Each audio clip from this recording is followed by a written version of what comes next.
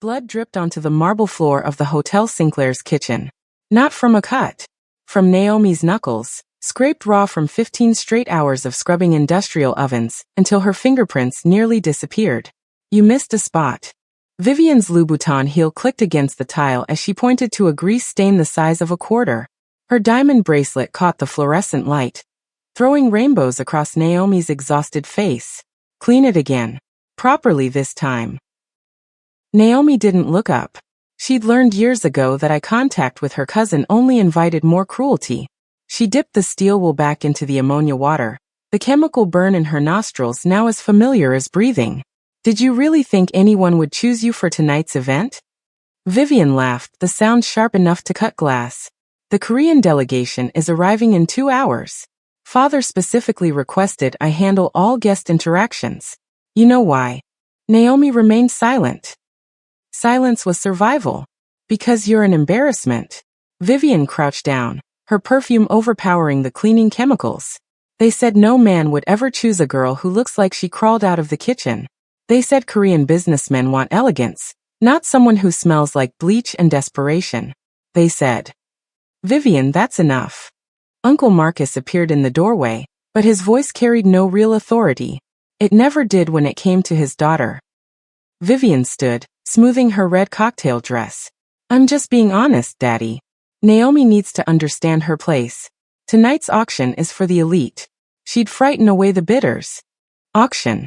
The word made Naomi's stomach turn. Her uncle owned the Hotel Sinclair, but everyone in their circle knew his real business. High-stakes illegal auctions disguised as charity galas, art, antiquities, and sometimes marriage contracts to settle debts between powerful families. Tonight, the Korean Jade Syndicate was sending representatives. Rumors said they were looking for an American bride to legitimize their West Coast operations. Vivian had been preparing for weeks, convinced she'd be chosen. The dowry alone would be worth millions. Naomi, finish here and then go to your room. Uncle Marcus said without looking at her. You're not to be seen tonight. Understood. Yes, Uncle. Her voice came out hoarse. She hadn't spoken in hours. After they left, Naomi sat back on her heels, staring at her reflection in the oven's polished steel door. 23 years old, dark skin that glowed despite the harsh kitchen lighting. Natural hair pulled back in a scarf to hide the beauty her aunt had always called threatening. She wore the jade bracelet her mother had left her, the only possession she'd managed to keep hidden from Vivian's thieving hands.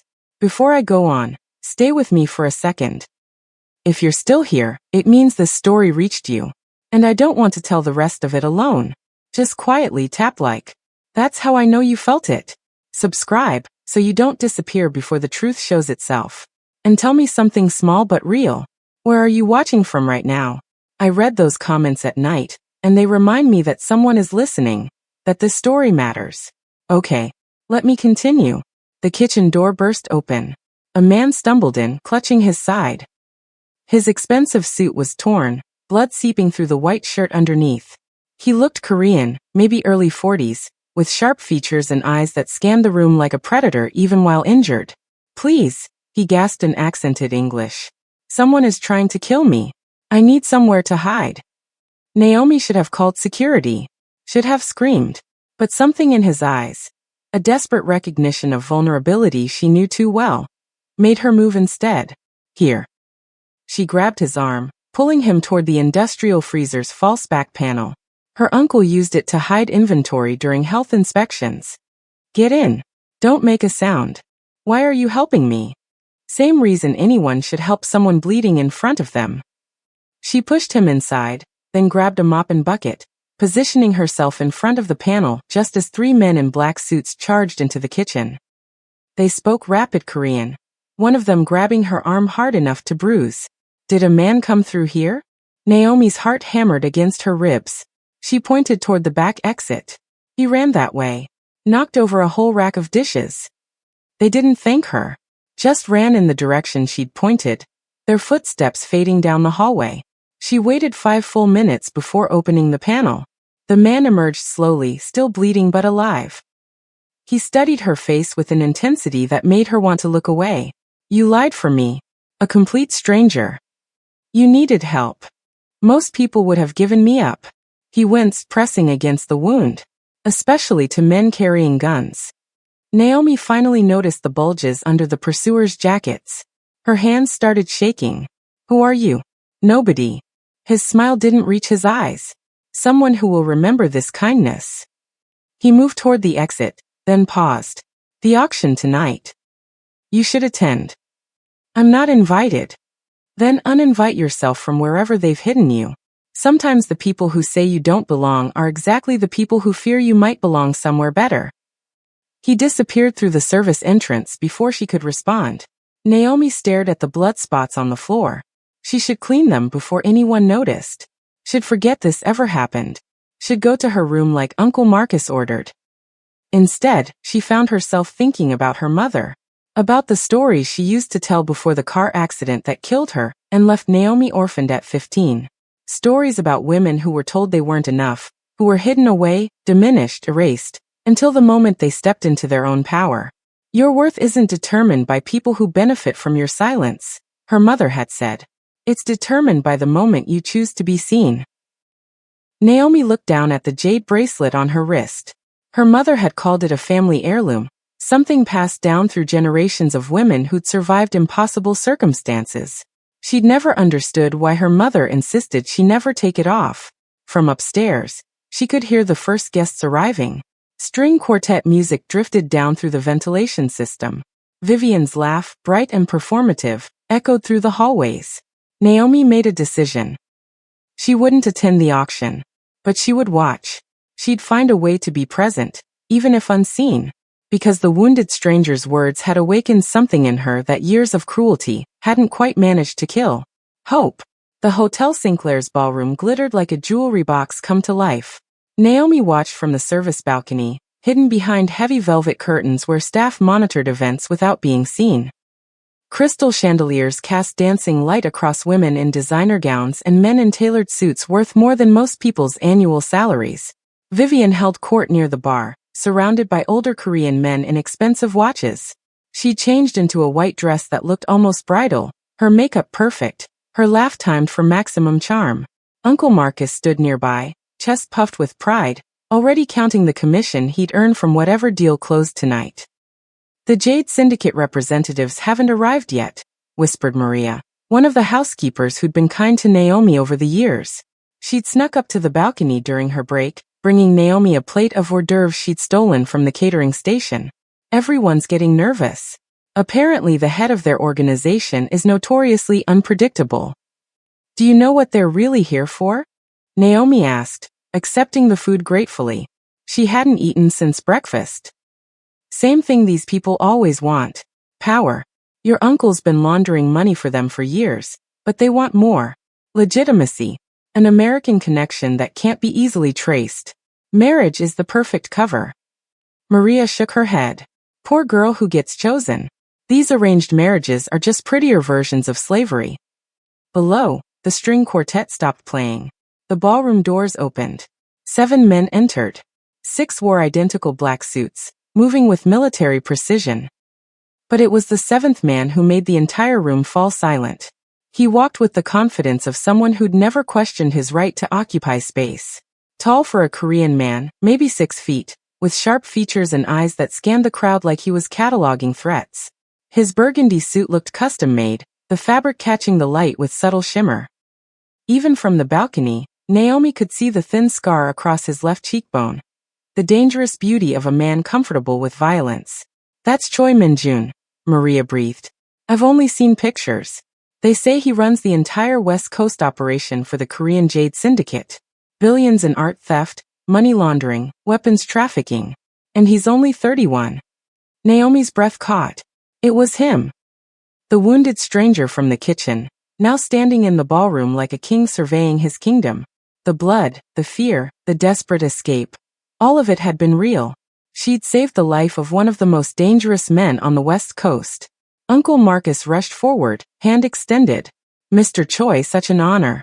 We've prepared everything exactly as your organization requested. Min-jun didn't shake his hand. His eyes swept the room, pausing briefly on Vivian, then continuing without interest. I was told you had a suitable candidate for the arrangement my organization requires. My daughter, Vivian. Uncle Marcus gestured eagerly. Harvard-educated, fluent in 3 languages, accomplished pianist. She's been preparing for this opportunity. Vivian stepped forward, her smile calculated to perfection. She executed a small bow, just deep enough to show respect without appearing submissive. Mr. Choi, it's a privilege to meet you. I hope we can. No. The single word cut through the ballroom like a blade. Vivian's smile froze. I don't believe we've been properly introduced, she tried again, her voice tight. Perhaps if we spoke privately. I said no. Minyun chon to Uncle Marcus. This is your only candidate? Uncle Marcus's face went red. Sir, I assure you Vivian is exactly what your organization needs. Beautiful, educated, socially connected. She's also the woman who laughed at a homeless veteran in front of this hotel yesterday.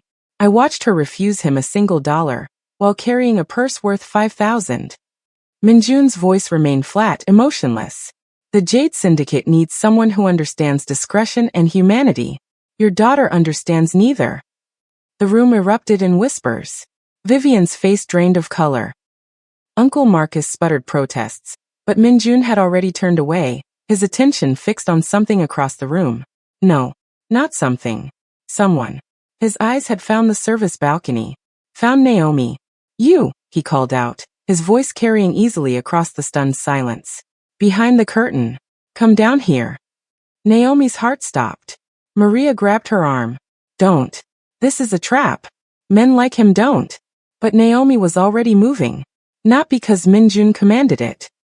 Because every instinct in her body screamed that this moment, this impossible moment, was why she'd survived 8 years of cruelty under Uncle Marcus's roof. Why she'd kept her mother's bracelet hidden. Why she'd helped a bleeding stranger instead of calling for help. The ballroom stairs seemed endless. Every eye tracked her descent.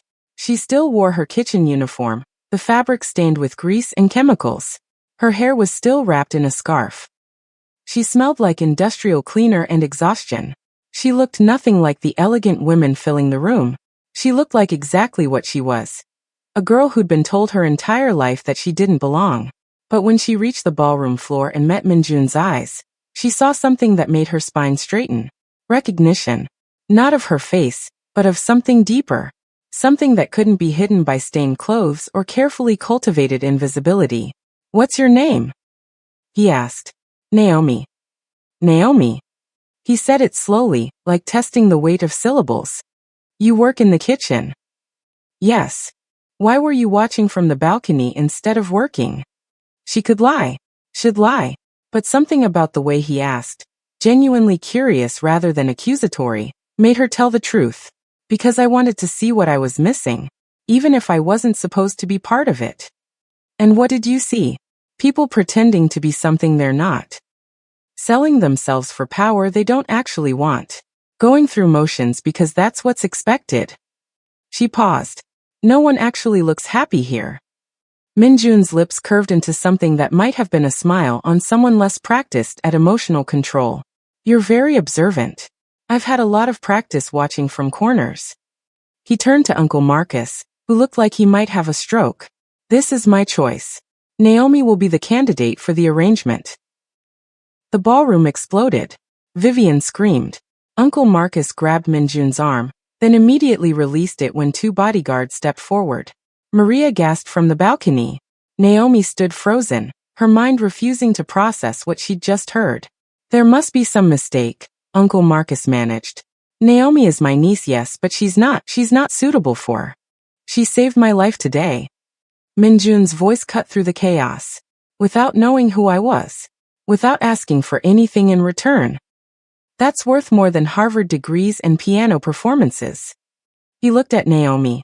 You have a choice. You can return to your kitchen, continue living however you've been living. Or you can come with me. The arrangement isn't what you think. I need someone real, not someone performing reality. But the choice is yours. No one forces you. Naomi's throat closed. Behind Minjun, she could see Vivian's face twisted with rage. Uncle Marcus calculating whether he could still profit from this disaster. The other guests whispering, already spreading gossip that would follow her forever. And she thought about her mother. About jade bracelets passed through generations. About women who chose to be seen even when visibility meant danger. I'll come with you, she heard herself say. But I need to know, is this real? Or is this some kind of punishment for my family? Mignon stepped closer. Close enough that she could see the exact shade of his eyes, dark brown with flecks of amber. Close enough to smell his cologne, expensive and understated. Close enough to see the truth in his face when he answered. It's real. More real than anything else in this room. She believed him. God help her, she believed him. Minjun's car was a black Mercedes S-Class with windows tinted so dark that Naomi couldn't see outside once the door closed. 2 bodyguards sat in the front seat, silent as statues. She sat in the back next to Minjun, her kitchen uniform a stark contrast to the cream leather interior. They'd been driving for 10 minutes when she finally found her voice. Where are we going? Somewhere we can talk without your family listening. Minjun hadn't looked at her since they left the hotel. He stared out his window, his profile sharp in the passing streetlights. Somewhere safe. Safe for who? That made him turn. You think I'm dangerous to you? I think you're dangerous to everyone. Naomi kept her voice steady. I also think you didn't choose me because I saved your life. Men like you don't make impulsive decisions. Men like me. Men who run criminal organizations worth billions. Men who walk into rooms and everyone goes silent. Men who... She stopped, suddenly aware of the bodyguards in the front seat. Mignon leaned forward. Pull over at the next overlook. Give us privacy. The car stopped at a scenic viewpoint overlooking the Pacific. The bodyguards exited without a word, taking positions far enough away to be out of earshot. Minjun opened his door, gesturing for Naomi to follow. The night air hit her like a slap. She'd been in the hotel's climate-controlled interior for so long she'd forgotten what real weather felt like. The ocean crashed against rocks below, white foam visible even in darkness. You're right, Minjun said, standing at the railing. I don't make impulsive decisions. But I also don't lie. You saved my life today when you had every reason not to. That matters. Why were those men trying to kill you? Because I refused to marry someone else's choice of bride. He pulled out a cigarette, then paused, looking at her. Do you mind? She shook her head. He lit it, the flame briefly illuminating the scar on his cheekbone. My organization, the Jade Syndicate, has been negotiating with a Russian group. They want to merge operations on the West Coast. Part of the deal was a marriage between me and the daughter of their leader. I said no. They sent men to change my mind. He exhaled smoke into the darkness. Diplomacy through violence. It's the language our world speaks. And choosing me? That's your way of refusing them. Choosing you is my way of taking control of my own life. He turned to face her fully. The arrangement I need is simple. A wife who can appear at public events, make my operations look legitimate to American authorities, help me build connections in circles where I'm seen as foreign danger. In return, you get out from under your uncle's roof. Financial security. Freedom to pursue whatever you want. That sounds like I'm being bought. You're being offered a partnership. His eyes held hers. I won't touch you without permission. Won't force you into anything beyond public appearances. This can be purely business. But I need someone I can trust not to sell me out to rivals or federal agents. Someone who understands what it means to survive in a hostile environment. Naomi processed this. You think I understand because my family treats me like unpaid labor. I think you understand because you're still standing after 8 years of it. That takes strength most people don't have. He crushed the cigarette under his shoe. But I need to know something. The bracelet you're wearing. Where did you get it? Instinctively, Naomi's hand went to her wrist. My mother. She said it was a family heirloom. May I see it? She hesitated, then held out her arm. Minjun didn't touch her. He leaned close, examining the jade carefully. In the moonlight, she could see his expression change. Surprise, recognition, something almost like reverence. This is Qing Dynasty jade. 17th century, possibly earlier. It's not just valuable, it's historically significant. He straightened. Your mother, what was her name? Naomi Okafor. Why, Okafor? He repeated the name slowly. Nigerian. My grandfather emigrated in the 60s. My mother was born here, but she kept the name. Naomi pulled her arm back. What does this have to do with anything? Minjun walked to the edge of the overlook, his back to her. When he spoke again, his voice carried a weight she hadn't heard before. 20 years ago, the Jade Syndicate commissioned a theft. A private collection in New York, owned by a Chinese-American family, who'd acquired pieces through questionable means during the Cultural Revolution. My father led the operation. They recovered most of the collection, but one piece went missing. A jade bracelet exactly like the one you're wearing. Naomi's blood went cold. You're saying my mother stole it? I'm saying your mother might have been part of the operation. Or she was given it by someone who was. He turned back to her. The Jade Syndicate doesn't forget debts, Naomi. If your mother had a piece from that collection, she either stole it from us, or someone in our organization gave it to her. Either way, there's a connection between your family and mine that goes back decades. That's impossible. My mother was a nurse. She worked at Presbyterian Hospital. She didn't. People aren't always what they seem. Minun's voice softened. I'm not accusing her of anything.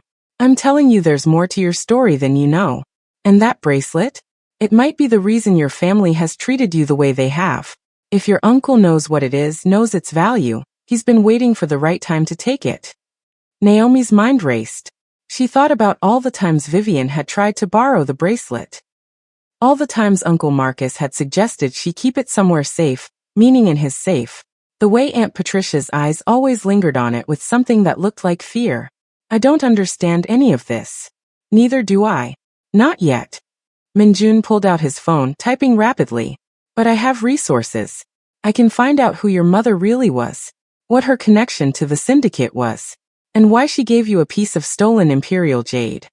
And if she did steal it, if she was a criminal, then she was a criminal who loved you enough to give you something worth more than most people earn in a lifetime. That matters more than whatever else she might have done. He finished typing, pocketing the phone. The question is, do you want to know the truth? Even if it changes everything you thought you knew about your family? Naomi looked out at the ocean. Waves crashed in eternal rhythm, indifferent to human complications. She thought about her mother's stories. About women who survived impossible circumstances. About jade bracelets passed through generations. Yes, she said finally. I want the truth. Then we have a deal. I'll find out what happened 20 years ago. You'll stand beside me at public events and help legitimize my operations. And we'll both get something we need, answers and freedom. He held out his hand. Not to shake. To help her back into the car. She took it. His palm was warm, calloused in unexpected places. The hand of someone who'd worked with his hands before commanding empires.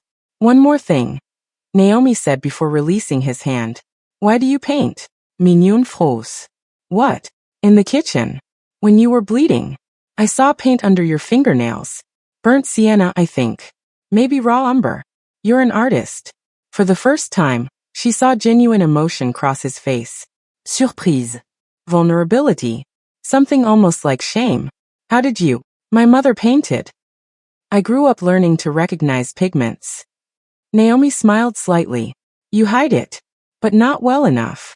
Minjun studied her like she was a puzzle he hadn't expected to encounter. You're more observant than I gave you credit for. People who grow up invisible learn to see things others miss. She climbed back into the car. It's the only advantage we get. As they drove back toward the city, Naomi caught Minjun watching her reflection in the window. Not with suspicion. With something closer to recognition. Like he'd been looking for someone exactly like her, and hadn't known it until this moment. Naomi woke in a bedroom larger than the entire kitchen she'd slept in at Uncle Marcus's hotel. Floor-to-ceiling windows overlooked downtown Los Angeles, the city sprawling beneath her like a circuit board of light. The bed was California king, the sheets Egyptian cotton with a thread count higher than her former weekly salary. She'd been in Minjun's penthouse for 3 days. 3 days of silence, luxury, and careful distance. A knock at the door. Miss Okafor? Breakfast is ready. Jin-soo, Minjun's head of security, spoke English with barely any accent. He was the only member of Minjun's inner circle who'd been friendly, explaining the penthouse's layout, the house rules, the schedule of events Naomi would be expected to attend. She dressed in clothes that had appeared in her closet overnight. Expensive, tailored, exactly her size. Someone had measured her without her noticing. The thought should have been creepy. Instead, it was just efficient. Minjun sat at a dining table that could seat 12, reading a Korean newspaper. He changed from his burgundy suit into casual clothes, black pants, white shirt with sleeves rolled to reveal surprisingly muscular forearms. The phoenix tattoo she'd glimpsed when his torn shirt had gaped in the kitchen now peeked above his collar. "You slept well?" he asked without looking up, like someone who hasn't slept in a real bed in 8 years. That made him glance up. "Your uncle made you sleep in the kitchen?" "Storage room off the kitchen. It had a cot." Naomi sat across from him, eyeing the spread, fresh fruit, pastries, eggs prepared 3 different ways. "This is more food than I'd see in a week." Minjun folded his newspaper. "Eat whatever you want. Jinsu will make sure the kitchen is always stocked with your preferences." "I don't know what my preferences are. I've been eating leftovers and scraps for most of my adult life." Something flickered across his face. Anger maybe. Or recognition of a cruelty he understood too well. "Then we'll figure them out together.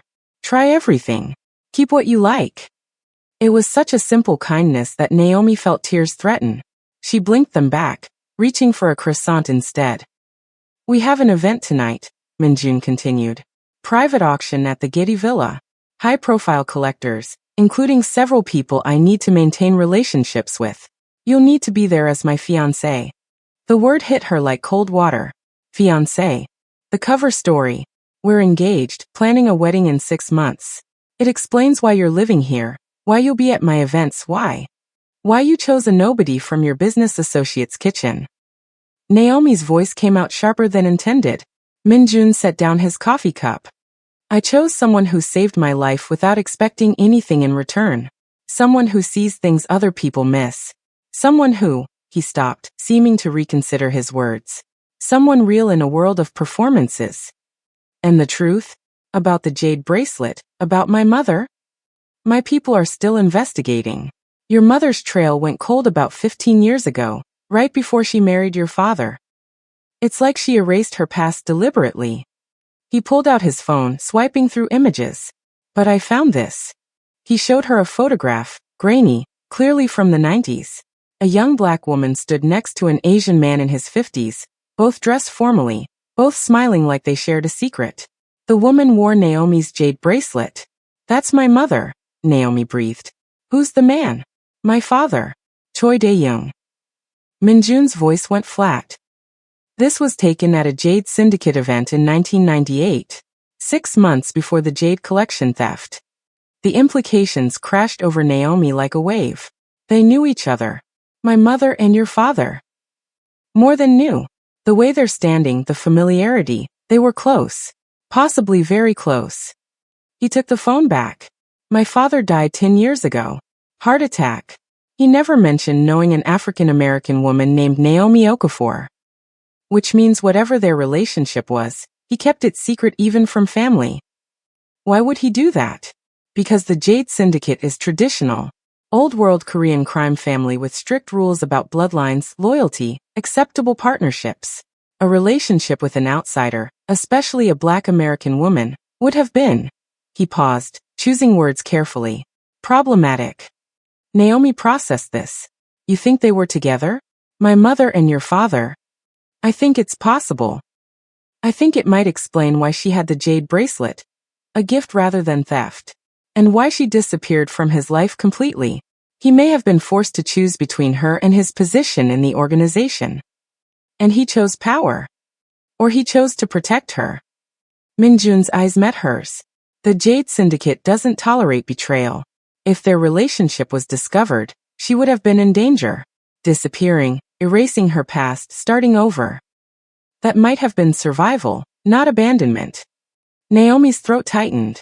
Her whole life, she'd thought her mother was just a nurse who'd married a Nigerian immigrant and died too young. The possibility that she'd been connected to organized crime, that she'd loved and been loved by someone dangerous, that she'd built an entirely new identity to survive, it rewrote everything. "There's more," Minjun said quietly. "My father left instructions in his will. Sealed documents that were only to be opened if certain conditions were met. One of those conditions, a Black American woman presenting a specific jade bracelet from the Qing Dynasty collection. Naomi's hand went to her wrist. He was waiting for me, or for your mother, but she died 8 years ago, which means the condition transferred to me. Naomi stood abruptly, the chair scraping against marble. What's in the documents? I don't know. They're in a secure location, and I haven't met the conditions for opening them yet. But tonight's event, there will be someone there who knew my father well. Someone who might have answers about his relationship with your mother.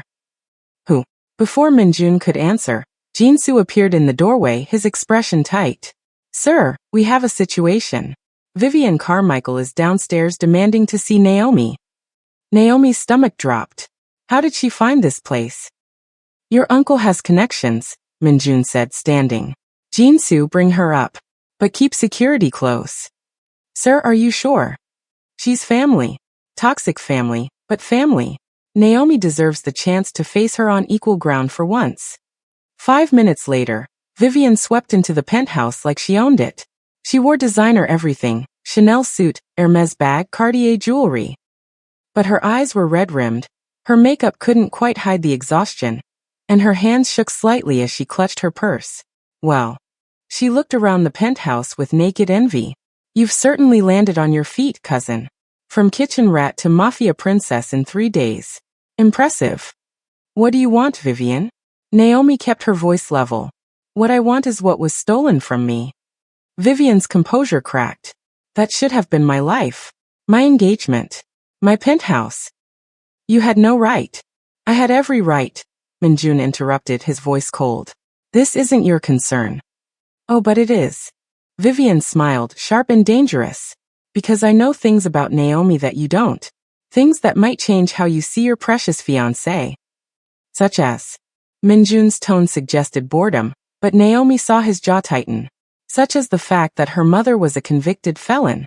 Arrested in 1999 for art theft, did 2 years in federal prison.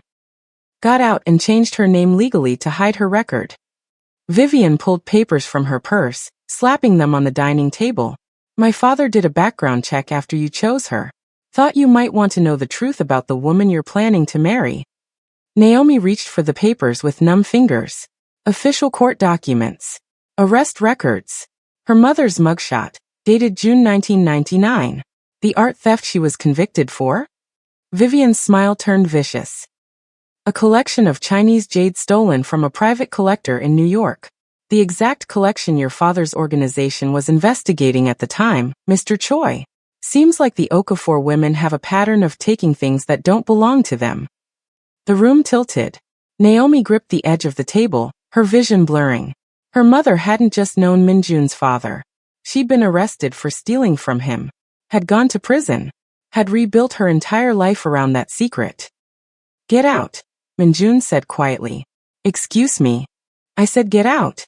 Before I have Jinsu remove you forcibly. Vivian gathered her purse, but her smile remained. You're making a mistake, Mr. Choi. But I suppose criminals recognize their own kind. Enjoy your stolen jade and your convict's daughter. You deserve each other. After she left, silence filled the penthouse like flood water. Naomi still held the arrest records, her mother's face staring up at her from 25 years ago. Defiant, beautiful, unrepentant. She was in prison when I was born, Naomi whispered. I was born in a hospital, but she was already out by then. Which means, she was pregnant when she was arrested. Minjun took the papers gently from her hands.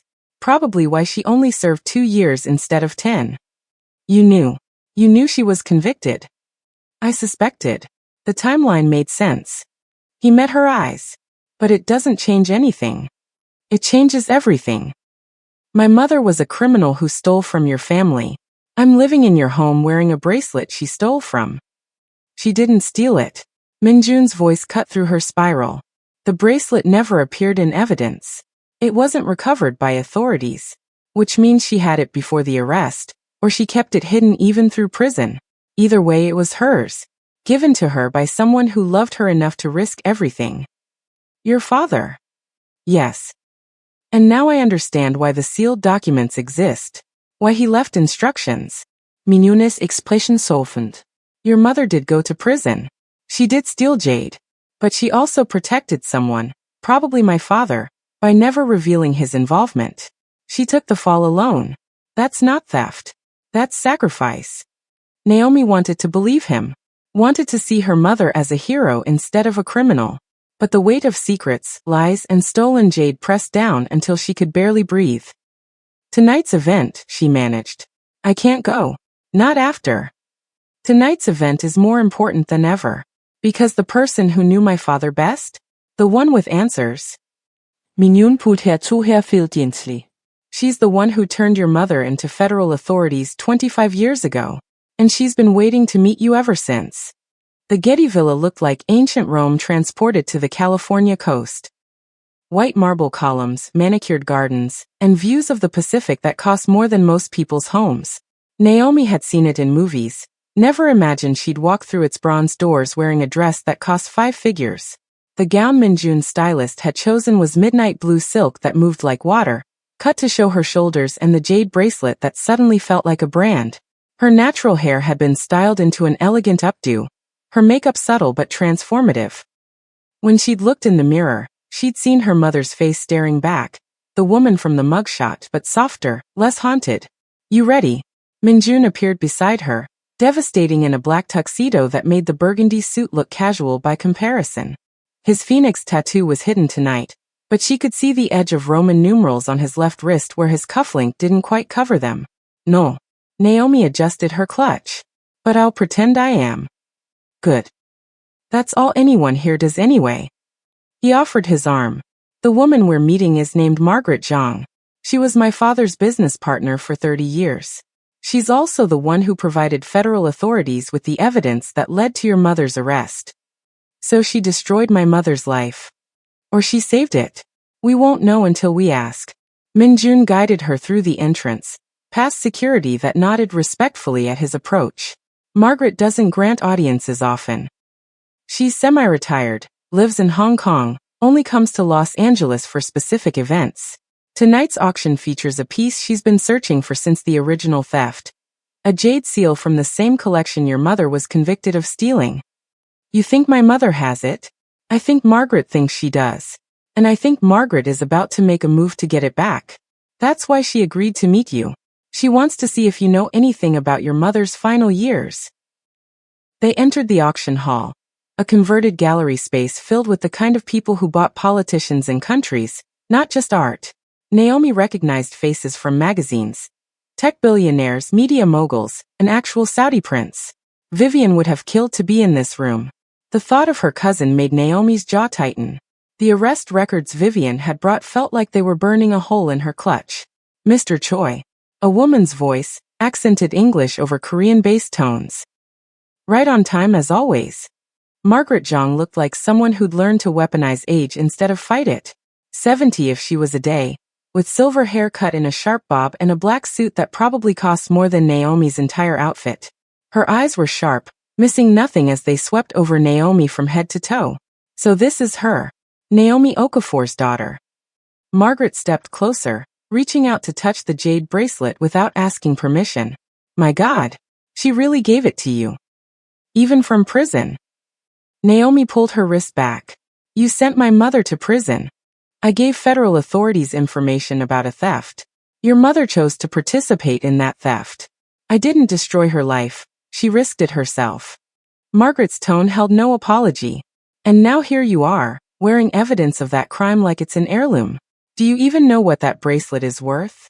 Emotionally? Everything. Financially? I don't care. You should care. It's worth approximately $8 million. More if sold to the right collector. Margaret gestured to a gallery attendant, who brought champagne none of them had requested. That makes you a walking target for every art thief and organized crime group on 3 continents. Choi Minjun bringing you here is either brilliant protection or incredible recklessness. I haven't decided which. Minjun accepted champagne but didn't drink. You said you had information about my father's relationship with Naomi's mother. That's why we're here. Straight to business. Just like Daeyoung. Margaret's expression softened slightly. Yes, I knew about their affair. I was the one who told him it had to end. The syndicate was already investigating the collection theft when we discovered his involvement with her. She was a paralegal working for the firm that insured the collection. Perfect position to provide inside information about security, transportation, everything we needed. Naomi's breath caught. She was part of the theft operation? She was in love with a man who ran a criminal empire. She chose to help him steal pieces her firm was protecting. Love makes people do catastrophically stupid things. Margaret sipped her champagne. But then she got pregnant. With you. And Dae-young faced a choice: bring a half-black child into the syndicate, admit his relationship, face potential exile from his own organization, or cut ties, let her take the fall for the theft and protect his position. He chose power, Naomi said, the words tasting like ash. He chose survival. And so did your mother. The deal was simple. She would take the conviction, serve minimal time because of her pregnancy, and in exchange, Dae-young would ensure you were both protected financially for life. He set up trusts, accounts in your mother's name under her new identity. He paid for everything, her legal fees, her medical care, your education if she'd ever asked for it. She never did, Naomi whispered. She worked as a nurse until she died. We had nothing. Margaret's expression shifted, surprise, then understanding. She never touched the money. Pride probably. Or fear that using it would put you at risk. Naomi Okafor was many things, but she was a devoted mother first. Everything she did was to keep you safe from the world she'd been part of. The auction bell chimed. Around them, guests began moving toward the display hall where items would be presented. But Naomi couldn't move. The weight of her mother's sacrifices, her secrets, her choices, it crushed the air from her lungs. The sealed documents my father left, Minjun said. The ones that require Naomi to present the jade bracelet. What's in them? Margaret smiled, and it was not kind. That's between Naomi and whatever Dae-young wanted her to know. But I can tell you this. The jade seal being auctioned tonight? It was never stolen. Dae-young kept it. Hid it. Left instructions for it to be returned to circulation only after specific conditions were met. Conditions that, apparently, have now been satisfied. She gestured toward the auction hall. You might want to see what happens next. It's why I agreed to this meeting. The past is about to become very present. They followed Margaret into the hall, Naomi's heart hammering against her ribs. The auction had already started. Paintings, sculptures, ancient artifacts paraded before bidders who showed emotion only through paddle raises. Then the jade seal appeared on the display screen. It was breathtaking. White jade carved with dragon motifs, about the size of a fist, glowing under museum lights like it held its own luminescence. The auctioneer's voice described its provenance, its age, its cultural significance. What he didn't say. This was the piece that had started everything. The theft that destroyed Naomi's mother. The secret that killed Minjun's father. The artifact that connected their families across decades of silence. The starting bid is $5 million. The auctioneer announced. Paddles raised immediately. 6 million. 7. 8. The price climbed like a rocket. Minjun raised his paddle. 15 million. The room went silent. Margaret Zhang smiled. Sold to Mr. Choi Minjun for $15 million. As applause rippled through the hall, Minjun leaned close to Naomi's ear. The seal has a hidden compartment. My father told me about it once when I was a child. He said it held the truth about the greatest love of his life. Naomi's vision blurred. You think? I think your mother hid something inside it before the theft. Something my father preserved all these years. Something that will answer every question we have. Margaret appeared beside them, her expression unreadable. Congratulations on your purchase, Mr. Choi. You'll want to open it privately, I think. What's inside isn't for public consumption. You know what it is. I know enough to understand that some truths are more dangerous than lies. And some love stories don't get happy endings, they just get endings. She looked at Naomi. Your mother was braver than you know, stronger than she had any right to be. And she loved you more than she loved herself, which is the only kind of love that matters. Then Margaret Zhang walked away, disappearing into the crowd like smoke. Naomi's hand found Minjun's. She didn't remember reaching for him, but suddenly his fingers were threaded through hers, warm and solid. Whatever's in that seal, she said quietly. It might change everything between us. I know. You might find out things about your father that. I know. He squeezed her hand. But we're going to open it anyway. Because living with questions is worse than living with answers, no matter how painful they are. The auction continued around them, millions of dollars changing hands for objects that would gather dust in private collections. But Naomi only saw the jade seal being carefully wrapped, prepared for transport to Minjun's secure facility. Inside that seal was the truth. About her mother. About his father. About the choices that had led to this moment. Two children of star-crossed lovers, standing in a room full of stolen beauty, trying to piece together a past that everyone had tried to bury. Minjun's secure facility was nothing like Naomi expected. Not a warehouse or vault, but a converted artist's studio in downtown LA, filled with easels, half-finished paintings, and the smell of oil and turpentine. This was where he painted, where the ruthless Mafia boss became someone else entirely. I didn't know you had a studio, Naomi said, running her fingers along a canvas depicting the Han River at sunset. The details so precise it looked like a photograph. No one does. Jinsu knows the location, but even he's never been inside. Minjun moved through the space with a familiarity that spoke of countless hours spent here. This is where I come when the other life gets too heavy. He set the wrapped jade seal on a work table, but didn't immediately unwrap it. Instead, he poured 2 glasses of whiskey from a bottle that looked older than both of them combined. We should have something strong before we do this, he said, handing her a glass. Whatever's inside, it's going to hurt. Truths usually do. Naomi accepted the whiskey, but didn't drink. Can I ask you something first? Why did you really choose me at the hotel? And don't say it was just because I saved your life or because I'm real. There are plenty of real people in the world who don't come with my particular baggage. Minjun was quiet for a long moment. He stared at his whiskey, then at the painting of the Han River, then finally at her. Because when you looked at me in that kitchen, bleeding and desperate, you didn't see a mafia boss or a valuable connection or someone who could give you a better life. You saw someone who needed help. That's the rarest thing in my world. Being seen as human instead of useful. He finally drank, the whiskey disappearing in one swallow. And because the moment I saw your mother's picture with my father, I knew. Our families have been connected for decades. Finding you wasn't random. It was inevitable. Fate. Karma maybe. My father made choices that destroyed your mother's life. Maybe choosing you is my way of making that right. Or maybe, Naomi said softly, you're just lonely. And you saw someone who understands what it's like to be powerful in all the wrong ways and powerless in all the ways that matter. His eyes met hers, and for the first time, she saw past the careful control. Saw the man underneath the armor. Saw someone who'd spent 31 years building walls so high he'd forgotten what it felt like to be vulnerable. Maybe that too, he admitted. He unwrapped the jade seal carefully, reverent. In the studio's soft lighting, it looked even more beautiful than it had at the auction. The dragons carved into its surface seemed to move, their scales catching light like water.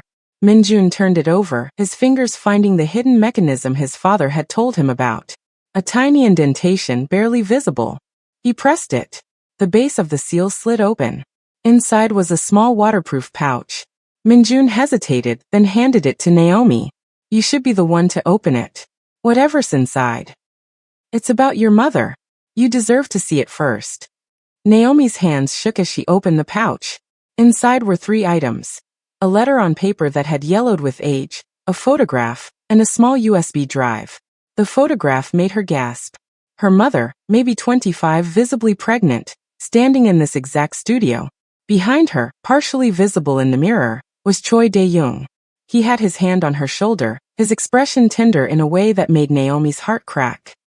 She was here, she whispered. In your studio. This was my father's studio first. He painted too. He's the one who taught me. Minjun's voice was rough. I had no idea he'd brought her here. This was always his most private space. Naomi unfolded the letter.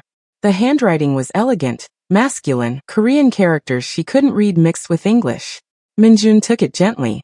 I'll translate.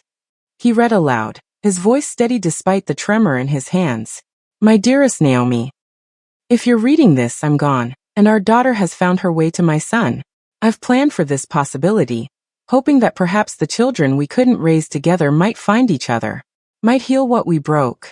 I loved you more than honor, more than duty, more than the organization that gave me power, but demanded I sacrifice everything beautiful in my life. When you told me you were pregnant, I was the happiest and most terrified I'd ever been. A child, our child. In a world that would never accept her. I made the wrong choice. I let you take the conviction alone. I let you go to prison carrying my daughter while I remained free. I told myself it was to protect you both, that the syndicate would kill you if they knew the truth, that temporary separation was better than permanent danger. But the truth is simpler and more shameful. I was a coward. I chose my position over your freedom, and I've regretted it every day since. The money I set aside for you. I know you'll never use it. Your pride is what I loved most about you. So I'm leaving it for our daughter instead. The sealed accounts, the trust funds, everything I've built, half belongs to her. Not because she's my blood, but because she's yours. The jade bracelet you wear was my mother's. I gave it to you the night we decided to attempt the theft together. You said you felt like a thief stealing my heart. I said you already had it. Might as well have the jade too. I thought I was being romantic. I was just being reckless. I'm sorry I never found the courage to claim you publicly. I'm sorry our daughter will never know her father. I'm sorry for everything except loving you. That, I'll never regret. Tell her about me if you want. Or let me remain a ghost. But please, give her the choice I never gave you. The choice to be seen, chosen, loved for exactly who she is. Forever yours. Ding. Silence filled the studio. Naomi's tears fell on the letter, smudging ink that had survived 25 years in darkness. Minjun's face was unreadable, but his hands gripped the paper like it was the only thing keeping him upright. He loved her, Naomi finally said. He actually loved her. And destroyed her anyway, because love without courage is just beautiful weakness. Minjun set the letter down carefully.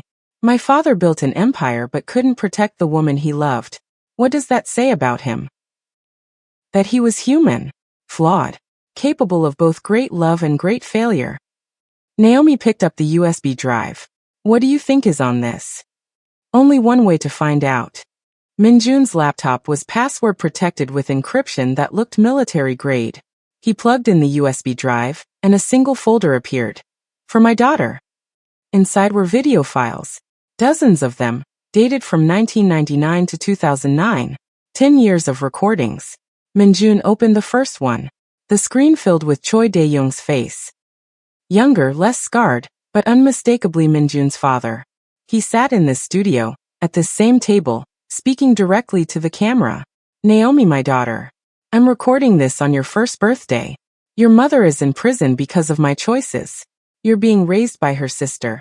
I made sure she received enough money to care for you properly, though I know it won't make up for your mother's absence. He paused, running a hand through his hair. The gesture was identical to one Naomi had seen Minjun make 100 times. I hope someday you'll see these. Hope you'll understand that your mother was the bravest person I ever knew. She went to prison to protect both of us, you and me. She could have named me as her accomplice, gotten a reduced sentence, destroyed my organization. She chose silence instead. Chose to protect the father you'll never know. The video cut off. Minjun opened another. This one dated 2003. You're 5 years old now. I hired a private investigator to send me photos. You look so much like her. Same eyes, same smile. I want to meet you so badly it physically hurts. But I can't. The syndicate has enemies who would use you against me. Your invisibility is your protection. Another video. 2007. You're 9. Your mother was released from prison 2 years ago. I've been watching from a distance, making sure she's safe, that you're both safe. She married a good man, your stepfather. Nigerian immigrant, works in hospital administration. He doesn't know about me, about any of this. That's better. You deserve a normal family. The videos continued. Year after year of a father watching his daughter grow up through photographs and investigator reports. Never meeting her. Never even speaking to her. Just loving her from a distance, documenting that love in recordings she might never see. The final video was dated 2009. Dae-young looked older, tired. Sick maybe. You're 11. Your mother died in a car accident 3 months ago. I'm sorry I couldn't protect her from that. I can control criminal empires but not drunk drivers or random chance. His voice broke. You're living with her brother now. Marcus Okafor. I've looked into him. He's not a good man. But your stepfather died last year, and there's no one else. He leaned closer to the camera. I'm setting up the conditions for you to find these videos. The jade bracelet, my mother's bracelet that I gave your mother, will be the key. When you present it, when you're old enough to ask questions, my son will help you. He doesn't know about you yet, but he will. And I hope, God, I hope, that he'll be a better man than I was. That he'll choose courage when I chose cowardice. Dae-young wiped his eyes. I'm going to die soon. Heart condition the doctors say is genetic. Maybe it's karma instead. But before I go, I want you to know, you were wanted. You were loved. Your mother and I may have failed in every other way, but we succeeded in creating you. And that's the best thing either of us ever did. The video ended. Naomi couldn't speak, couldn't move, couldn't process the magnitude of what she'd just watched. 10 years of a father's love, documented in secret, preserved in jade, waiting for the daughter he never got to meet. Minjun's face was wet. He didn't bother hiding it. He never told me, he said hoarsely. Never said a word about having another child. About you. I thought I knew him. Thought I understood his life. But this whole other family, this love story, this daughter. He kept it all hidden even from me. He was protecting me, like my mother did. Naomi touched the screen where Dae-young's face was frozen. They both chose my safety over their own happiness, over their own truth. And now here we are, his children, trying to figure out what to do with all these secrets. Minjun closed the laptop. The money he mentioned, the sealed accounts and trust funds, they're real. I've been managing them since he died, not knowing who they were meant for. They're worth approximately $300 million. The number didn't compute. Naomi stared at him, waiting for the punchline. You're a multimillionaire, Naomi. Have been since you were born. Your mother just never told you. Never used a single dollar. She let you both struggle instead of admitting where the money came from. Because using it would mean admitting what she'd done. Who she'd been. Who I was. Naomi stood abruptly, needing space, needing air. I'm the daughter of a convicted art thief and a Korean mafia boss. I'm the secret that destroyed 2 lives. You're my sister. The words stopped her cold. Minjun stood too, his face ravaged by emotion he usually kept locked away. Half-sister, technically. But still. We share a father. The same blood runs through both of us. Criminal blood, legacy blood, blood that comes with obligations and dangers we didn't choose. He laughed, the sound broken. I thought choosing you at the hotel was about attraction. About partnership. But maybe I knew. Maybe I recognized something in you that I couldn't name. Family. Naomi's world tilted. Everything she thought she understood about Minjun's choice, about her position in his life, about the future they'd been building. It all shattered and reformed into something completely different. We can't get married, she said flatly. Obviously. Obviously. He ran his hands through his hair, that gesture of his father's. But the cover story is already out there. My organization thinks you're my fiancé. Your uncle thinks you're going to be my wife. We can't just tell them the truth? That we're actually siblings? That this whole thing was based on a cosmic joke? Naomi laughed, and it sounded hysterical even to her own ears. That'll go over well. Minjun paced the studio, his mind clearly racing through scenarios and solutions. We keep the cover story for now. Long enough to figure out what to do with your inheritance, how to keep you safe from people who'll come after that money. Then we transition the narrative. Failed engagement, amicable split, whatever. You keep your financial security, I keep my organization stable. And then what? I just disappear back into normal life? Pretend I never found out any of this. You build whatever life you want. With $300 million, you can build anything. He stopped pacing. You can fund charities, start businesses, travel the world, get 12 PhDs. Whatever makes you happy. That's what our father wanted. For you to have choices. Our father. The words felt strange. Naomi had never had a father, not really. Her stepfather had been kind but distant. Uncle Marcus was a tyrant. But Choi Dae-young, a man she'd never met, who died when she was 13, had loved her enough to build her an empire in secret. I don't know how to be rich, she said quietly. Neither did I at first. It's a skill like any other. You'll learn. Minjun pulled out his phone. I'll have my lawyers start the process of transferring the accounts into your name. It'll take a few weeks, but... Wait. Naomi grabbed his wrist. What about you? You just found out your father had a whole secret family. That he lied to you for your entire life. You're not okay. His careful mask slipped. Underneath was pain so raw it made her chest ache. I'm never okay. I just hide it better than most people. He pulled his wrist free gently. But you're right. I'm not processing this well. My father, the man I built my entire identity around, the man I've spent 10 years trying to live up to, he kept the most important thing in his life secret from me. That says something about either his trust in me or his shame about you. Either way it hurts. For what it's worth, Naomi said softly, I think he kept it secret to protect us both. Not because he didn't trust you, but because he knew the syndicate would never accept me. Telling you would have forced you to choose your sister or your position. He didn't want you to make the same impossible choice he made. Minyoon nodded slowly. Maybe. Or maybe he just couldn't face the disappointment in my eyes when I learned he'd abandoned a child. We'll never know. That's the problem with secrets. They die with the people who keep them, and we're left guessing at motivations. A phone buzzed. Minyoon. He checked it, his expression darkening. Jinsu. Vivian is at the penthouse. She brought someone with her, federal agents. They're asking questions about the Jade Seal purchase, about your mother's conviction, about... He stopped reading, his jaw tight. They have a warrant. For the bracelet. Naomi's hand flew to her wrist. What? Vivian told them about the arrest records. Claimed the bracelet is stolen property from the original 1998 theft. The agents want to seize it as evidence. Minjun was already moving toward the door. We need to go. Now. But it's not stolen. Your father gave it to my mother. We can't prove that without revealing their relationship. Which means revealing you're my sister. Which means exposing secrets that could destroy both our lives. He grabbed her hand. Trust me. We run now, explain later. They ran. The safe house was in Koreatown, above a restaurant that Minjun's organization owned. Small apartment, 2 rooms, windows that overlooked a street market where elderly women sold vegetables and gossip in equal measure.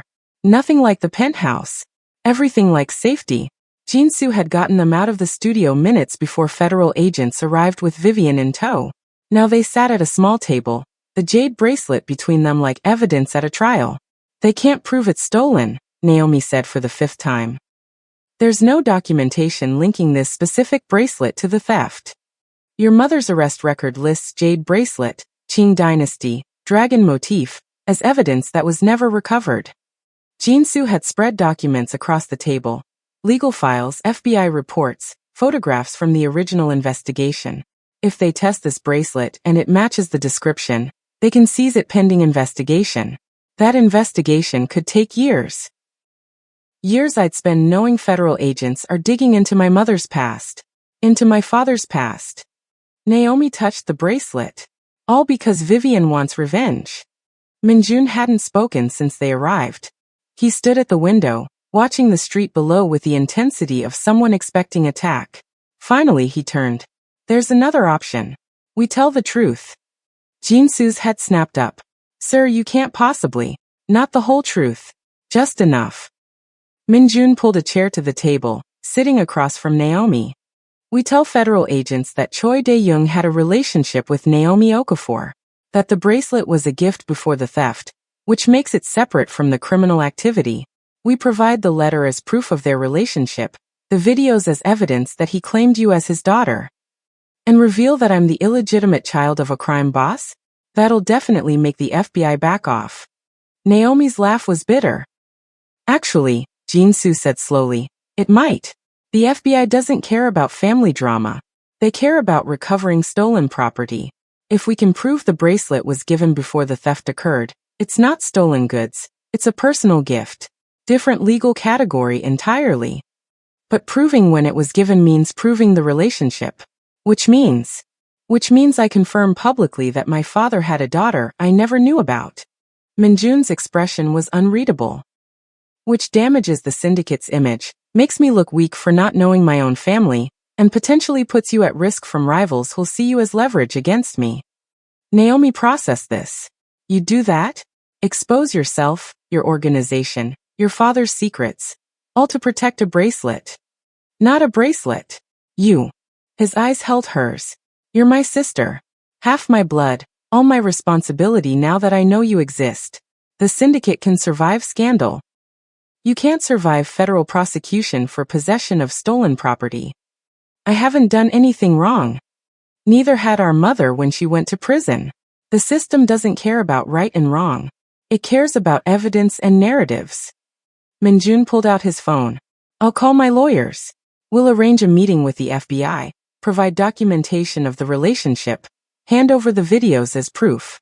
In exchange, they drop any claims on the bracelet. And if they don't, then we fight. In court, in media, wherever necessary. But we fight together. That's what family does. Family. The word still felt strange. Naomi had spent 23 years believing she was alone. Orphaned, unwanted. Tolerated only because Uncle Marcus needed free labor. Now she had a brother. A criminal brother with billions and body counts. But still. Family. Her phone buzzed. Unknown number. She almost didn't answer, but something made her check. A text message. You have something that belongs to me. We should talk. Alone. Come to Pershing Square at midnight. Tell no one, or your uncle dies. Margaret Zhang. Naomi's blood went cold. She showed Minjun the message without speaking. His expression went deadly. She's threatening Marcus to get to you. Classic intimidation tactic. I don't care about my uncle. The words came out harsher than Naomi intended. But he's still family. Twisted, abusive family, but you're not the kind of person who lets people die when you can prevent it. Even people who've hurt you. Minjun stood, already calculating.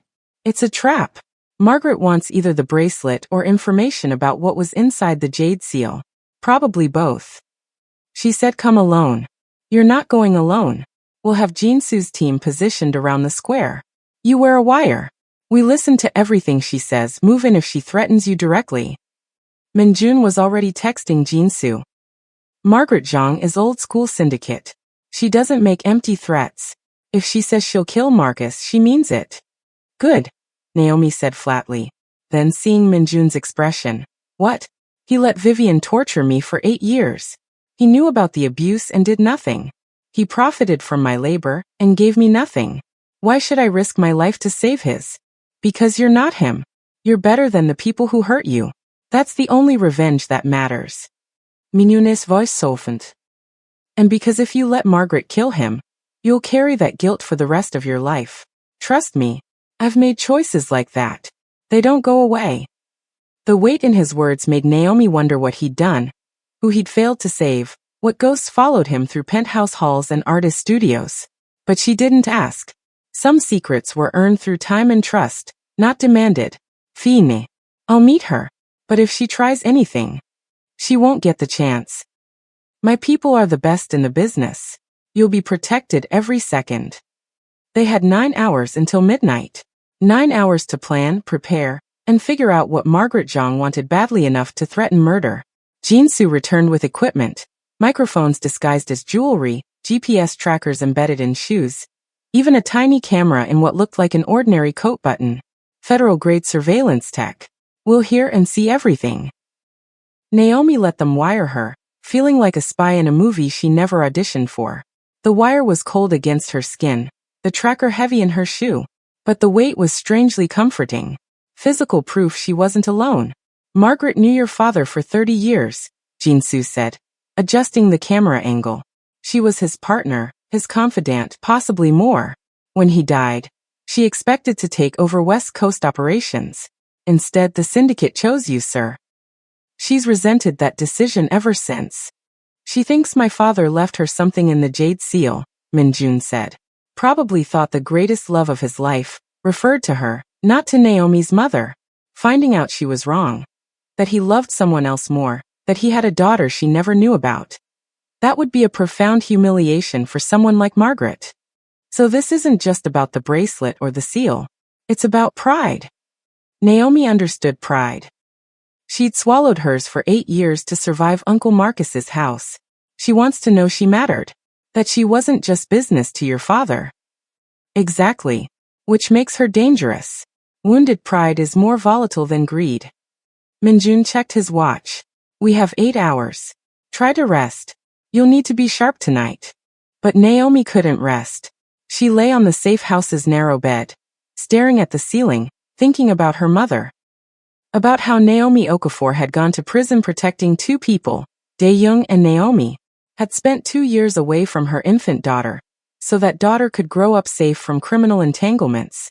And now here was Naomi, 23 years later, walking straight into those same entanglements, wearing the jade bracelet her mother had protected even through prison, meeting with the woman who destroyed her mother's freedom. The circle was completing itself, or maybe just repeating. Naomi couldn't tell which. At 11:30, they moved out. Jinsu's team was already in position, 6 operatives positioned around Pershing Square, disguised as homeless people, late-night joggers, food truck operators. Invisible unless you knew where to look. Minjun walked Naomi to the edge of the square. Any sign of danger, any threat you can't talk yourself out of, you say the code word. We'll extract you in under 30 seconds. What's the code word? Phoenix. He touched her shoulder briefly. For what it's worth, you're one of the bravest people I've ever met. Our father would be proud. Our father abandoned me to protect his reputation. I'm not sure his pride is worth much. Maybe, but his love was real.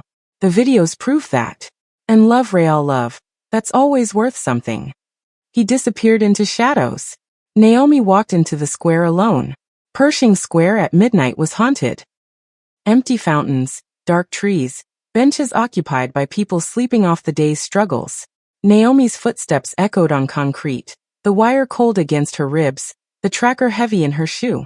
Margaret Zhang sat on a bench beneath a broken streetlight, feeding pigeons from a small paper bag. She didn't look up when Naomi approached. Sit, she said simply. Naomi sat, maintaining distance. You threatened my uncle. I made a promise. There's a difference. Margaret threw more seeds. Your uncle is fine. For now. Whether he stays fine depends on what you tell me in the next 10 minutes. What do you want to know? What was inside the jade seal? What Dae-young left for his daughter? Margaret finally looked at her, and her eyes were hard as the jade around Naomi's wrist. I need to know if he loved your mother more than he loved me. The raw vulnerability in that question shocked Naomi more than any threat could have. This wasn't about money or power. It was about a 70-year-old woman who'd spent 3 decades wondering if the man she loved had loved someone else more. Yes, Naomi said quietly. He did. I'm sorry, but that's the truth. The letter, the videos, everything. He called her the greatest love of his life. You were his partner. She was his heart. Margaret's hands stilled. Seeds scattered across concrete. A pigeon landed on the bench between them, pecking at Margaret's fingers with gentle persistence. I knew. Of course I knew. He got that distant look sometimes, like he was thinking about someone far away. And after your mother was arrested, he became obsessed with protection. Protecting you specifically. I thought it was guilt about sending her to prison. I didn't know he'd loved her. Margaret's voice cracked. 30 years I stood beside him. Built his empire, took his risks, kept his secrets. And he loved a woman he knew for maybe 2 years. How is that fair? It's not. Love isn't fair. It's just true or it's not. Naomi touched the bracelet. He cared about you. The way he wrote about you in his files. He trusted you more than anyone except my mother. That has to count for something. Trust and love are different countries. I lived in one. Your mother lived in the other. Margaret stood abruptly.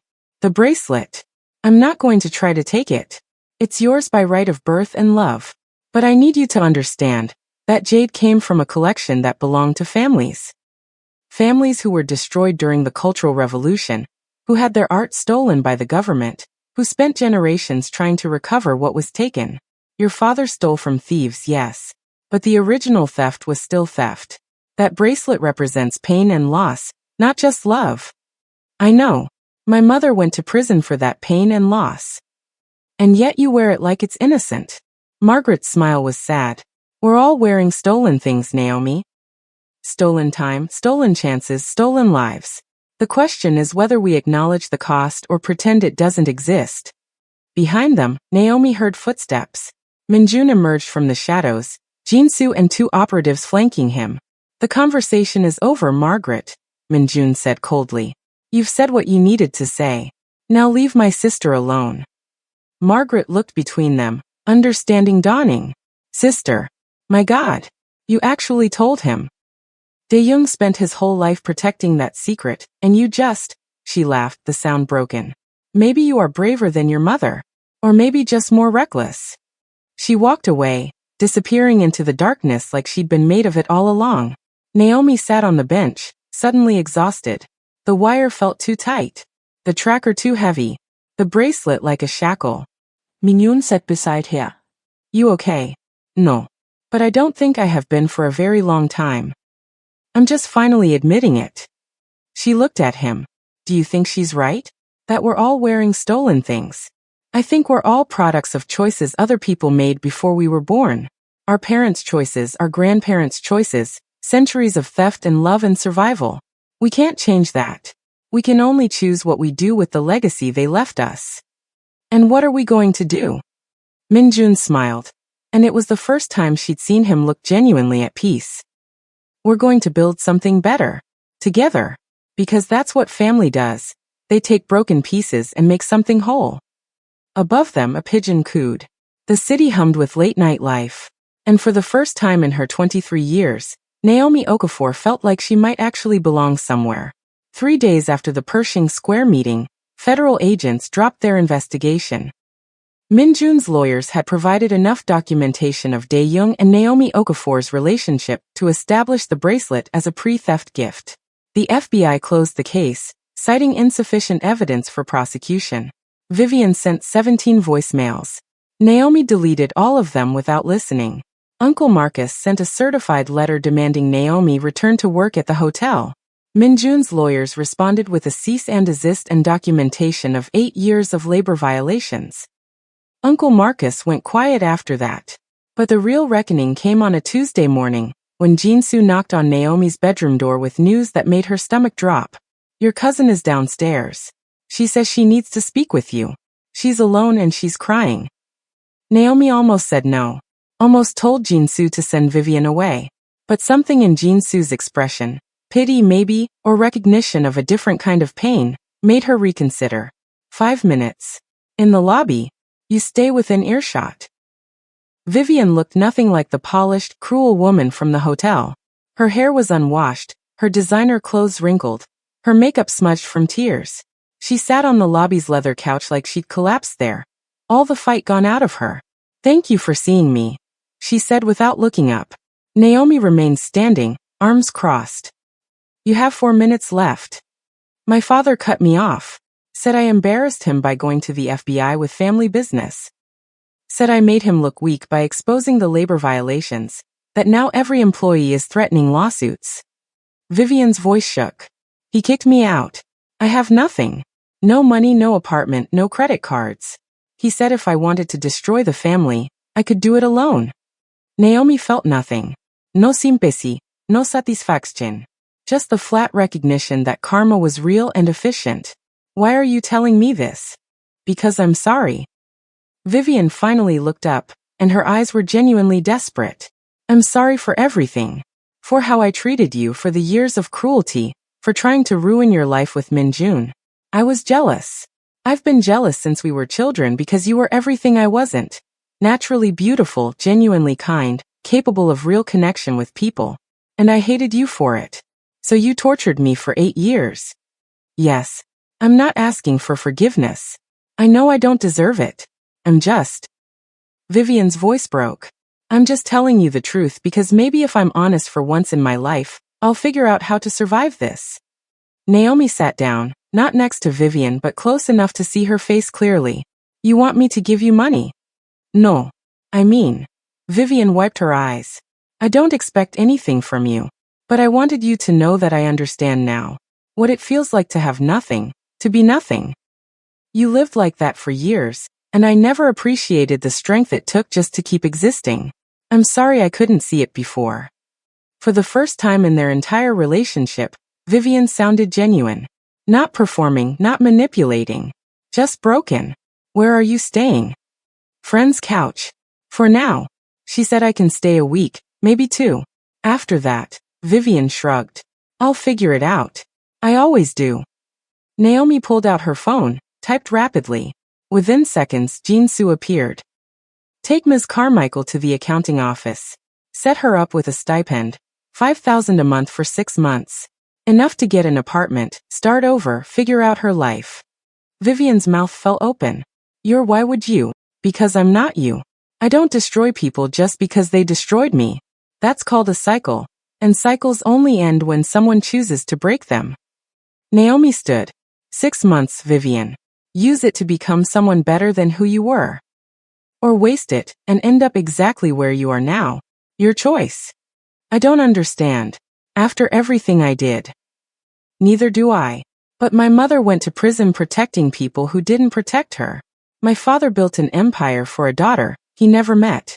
I come from people who chose kindness even when it cost them everything. So that's what I choose too. Vivian started crying again, but these tears looked different. Cleaner maybe. Or just more honest. Jin-soo led her away. Naomi returned to the penthouse, where Min-jun was waiting with his lawyers and a stack of documents that looked important and intimidating in equal measure. Your inheritance is fully transferred, the lead lawyer said, adjusting expensive glasses. $300 million in various accounts, investments and properties. You're now one of the wealthiest women in California. The number still didn't feel real. Naomi stared at the documents. Her name, Naomi Okafor, listed as primary account holder, beneficiary owner. Proof that she existed not as someone's burden or servant, but as a person with value and power. There's one more thing, the lawyer continued. Your father, Choi Dae-young, left specific instructions that upon your 25th birthday or upon successful transfer of the inheritance, whichever came first, you'd receive a final letter. We're authorized to provide it now. He handed her an envelope. Heavy paper, expensive. Her name written in Dae-young's handwriting.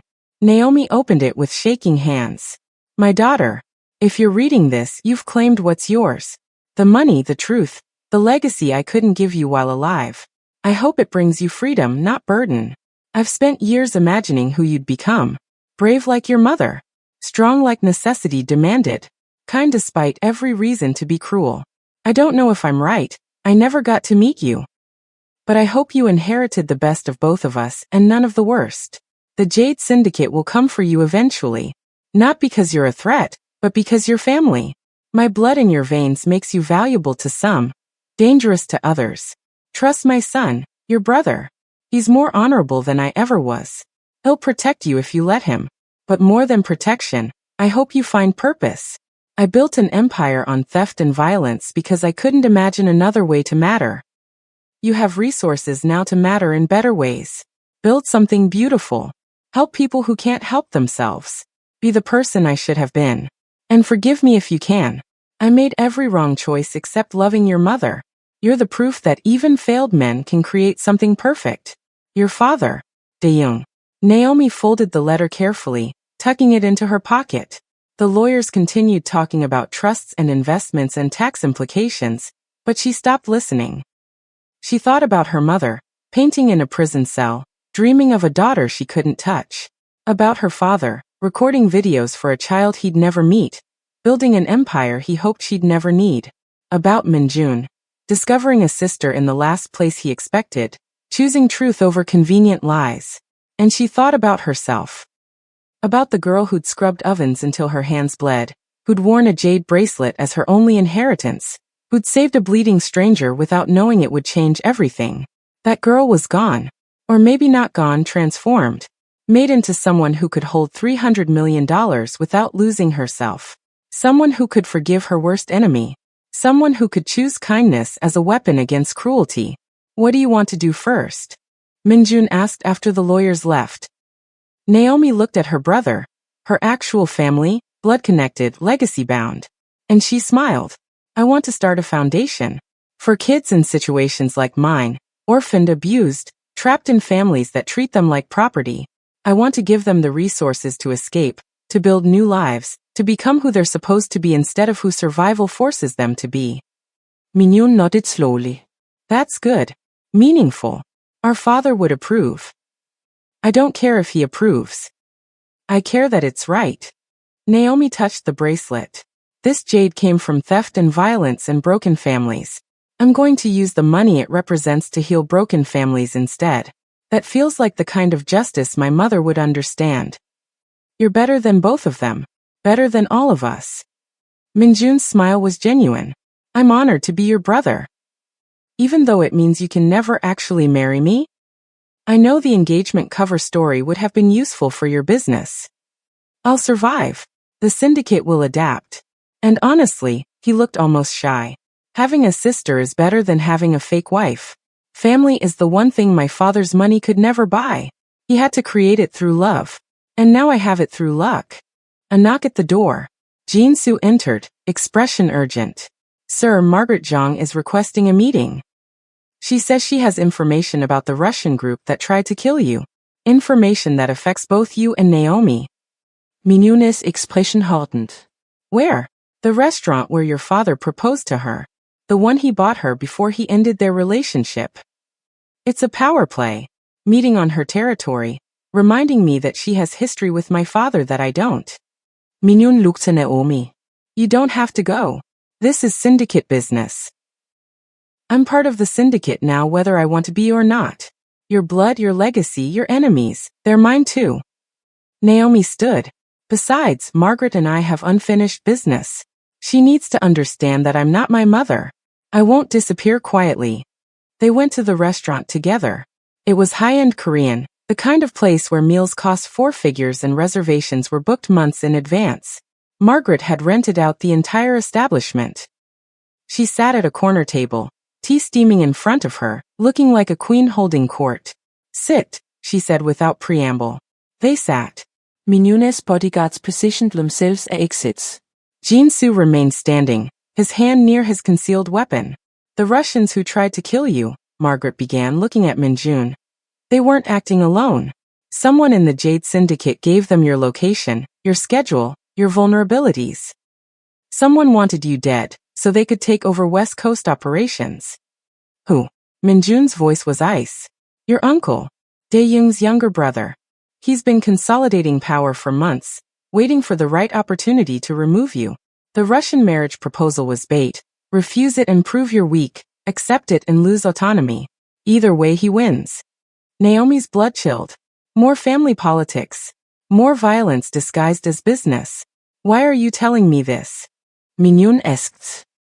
Because Dae-young asked me to protect his children if anything happened to him. Both his children. Margaret looked at Naomi. I may not have been his greatest love, but I was his most loyal friend. He knew that. He trusted that. And now I'm honoring that trust by warning you. Your uncle knows about Naomi. Knows she's Dae-young's daughter. And he sees her $300 million inheritance as a threat to his claim on syndicate resources. He's coming after me, Naomi said flatly. He's already started. The federal investigation, your cousin's betrayal, the attempts to seize the bracelet. All orchestrated by him to destabilize you, make you vulnerable, isolate you from Minjun's protection. Margaret sipped her tea. He's very good at using people's weaknesses against them. And your weakness is your kindness. He'll send someone you trust, someone who needs help, someone you won't suspect. And when you let them close, they'll destroy you. The words hung in the air like poison. Naomi thought about Vivian, about the $5,000 stipend, about how easily she trusted her cousin's tears. It's already happened, hasn't it? Margaret's eyes were sharp. Someone came to you. Someone broken and desperate. And you helped them because that's who you are. Vivian came 3 hours ago, Minjun said, his voice tight. Naomi gave her money. Then you have approximately 48 hours before she makes her move. Your uncle will have instructed her to get close, gain access to your home or accounts, and then, Margaret made a slashing motion across her throat. Tragique accident. Young heiress dead. Inheritance transferred to remaining family. Clean and profitable. Naomi felt sick. Vivian wouldn't. She was genuinely sorry. She was genuinely bankrupt. Your uncle offered her a choice. Help him eliminate you, or lose everything permanently. People choose survival over morality more often than we'd like to believe. Minjun was already on his phone. Jinsu, locate Vivian Carmichael. Full surveillance. I want to know everywhere she goes, everyone she meets, every word she says. Already on it, sir. She's at a cafe 2 blocks from here. Meeting with a man registered as your uncle's personal attorney. The confirmation hit like a fist. Naomi had wanted so badly to believe people could change, that kindness could transform cruelty. But some people were exactly who they'd always been, just better at hiding it. What do we do? She asked quietly. Margaret smiled, and it was sharp as the jade around Naomi's wrist. We do what the syndicate has always done. We turn their trap into ours. We let Vivian think she's winning while we document everything. And then we destroy your uncle so completely that no one will ever threaten Dae-young's children again. I'm not a killer, Naomi said. No. But I am. Minjun's expression was colder than she'd ever seen. And family protects family. No matter the cost. The plan was simple. Let Vivian proceed with whatever she'd been instructed to do. Document everything. Use her as bait to draw out Uncle Marcus and Minjun's uncle simultaneously. Destroy both threats in one coordinated strike. Naomi hated every second of it. She's coming to the penthouse tomorrow, Jinsu reported, showing them surveillance footage of Vivian meeting with the lawyer. She's supposed to install software on your computer that will give them access to your financial accounts. Then she'll plant evidence suggesting you're involved in money laundering. The plan is to trigger a federal investigation that freezes your assets while your uncle contests the inheritance in probate court. Elegant, Margaret said with grudging respect. Attack her credibility and her finances simultaneously. Even if she proves innocence eventually, the legal battle would take years and drain resources. By the time she wins, her uncle would have already absorbed most of the inheritance through various shell companies. Minjun studied the footage. What's Vivian getting out of this? $20 million and her father's forgiveness. She thinks she's securing her future. Jinsu switched to another camera angle. She doesn't realize that the moment she's no longer useful, she becomes a liability. Your uncle doesn't leave loose ends. Naomi felt cold despite the penthouse's perfect climate control. They're going to kill her too. Most likely. After she completes her task. Margaret pulled out her phone, showing them a photo. This man, do you recognize him? The photo showed an Asian man in his 60s, expensive suit, cruel eyes. He looked like an older, harder version of Minjun. My uncle, Minjun confirmed. Koi Seung-go. He's been in Korea for the past year, supposedly handling syndicate business there. When did he return to Los Angeles? 3 days ago. Right after Naomi's inheritance transferred. Margaret swiped through more photos. He's meeting with Russian contacts, consolidating alliances. He's preparing for war, Minjun. Not a subtle takeover, an actual hostile coup within the syndicate. And you're his primary target. Why not just kill me? Why this elaborate scheme with Naomi? Because killing you outright would make you a martyr. The younger generation in the syndicate respects you. They see you as reforming the organization, making it more profitable and less violent. If he kills you, he faces rebellion. Margaret leaned back. But if you're disgraced first, implicated in money laundering through your fiancé, revealed to have a secret half-black sister that your father hid, shown to be weak and sentimental, then killing you looks like justice, not murder. The pieces clicked together in Naomi's mind. I'm not just bait for my Uncle Marcus. I'm bait to destroy Minjun's reputation, so Sung-ho can take over without resistance. Exactly. 2 problems, 1 solution. Sung-ho gets the syndicate, Marcus gets your money, and you both get graves. Margaret's smile was sharp. But they made one critical mistake. What's that? They assumed you'd be easy to manipulate because you're young and inexperienced.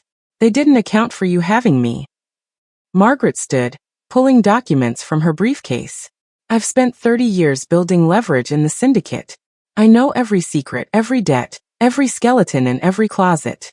And I'm about to use all of it to bury both your uncles so deep they'll never see daylight again. Minjun read through the documents, his expression growing darker with each page. This is everything. Sungho's embezzlement from syndicate funds. Marcus's connections to human trafficking. Both of them working with Russian groups to flood the West Coast with fentanyl. Evidence of at least 15 murders between them. Margaret's voice was steady. I've been collecting this for a decade, waiting for the right moment to use it. This is that moment. Why? Naomi asked. Why help us? You said yourself, you weren't my father's greatest love. Why risk your life for his children? Margaret was quiet for a long moment. When she spoke, her voice carried the weight of decades. Because Dae-young was the only man who ever saw me as more than a tool or a trophy. He trusted me with his empire, his secrets, his legacy. And when I told him I loved him, when I finally found the courage to be honest, he didn't laugh or exploit it. He just said, I wish I could love you the way you deserve. But my heart belongs to someone else, and I won't insult you with lies. She wiped her eyes, a gesture so human it shocked Naomi. He gave me the gift of honesty. In our world, that's rarer than love. So yes, I'll protect his children. Because that's what you do when someone treats you with dignity. You honor it. The plan activated the next day. Vivian arrived at the penthouse with her fake tears and rehearsed apologies. Naomi let her in, played along, pretended to believe the performance. I got a job interview, Vivian said, accepting tea that Jinsu had prepared. Entry-level marketing position. It's not much, but it's a start. I wanted to thank you again for the stipend. It gave me time to figure things out. I'm glad it helped. Naomi's voice sounded convincing even to her own ears. Do you need anything else? Clothes for the interview, maybe? I have more than I can ever wear. Really? That would be amazing. Naomi led Vivian to her bedroom, deliberately leaving her laptop open on the desk. I'll be right back. Going to grab some shoes that might fit you. She left the room, counted to 60, returned to find Vivian exactly where expected.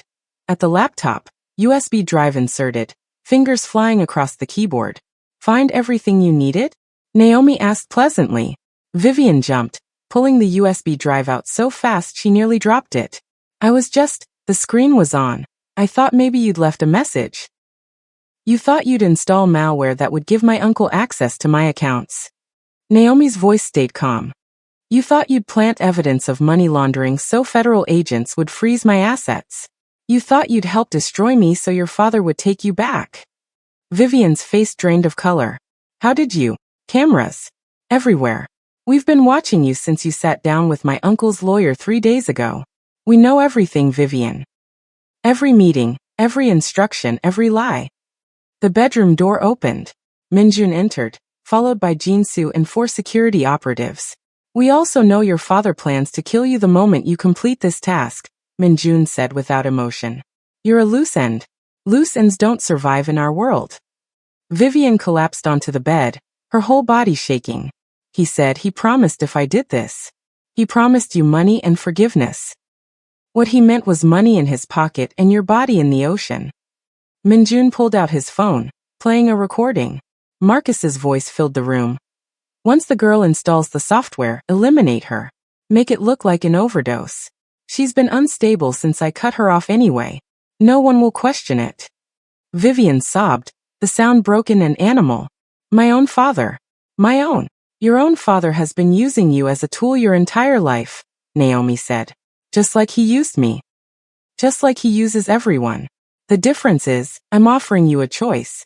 Help us destroy him, or face charges for attempted financial fraud and conspiracy. Your decision.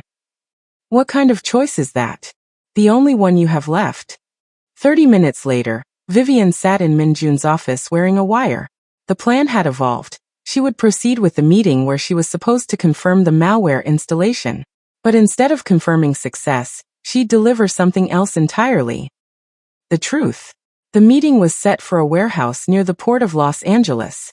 Uncle Marcus would be there, along with Minjun's Uncle Sungho. They'd celebrate their apparent victory, discuss dividing the spoils, and plan Minjun's elimination.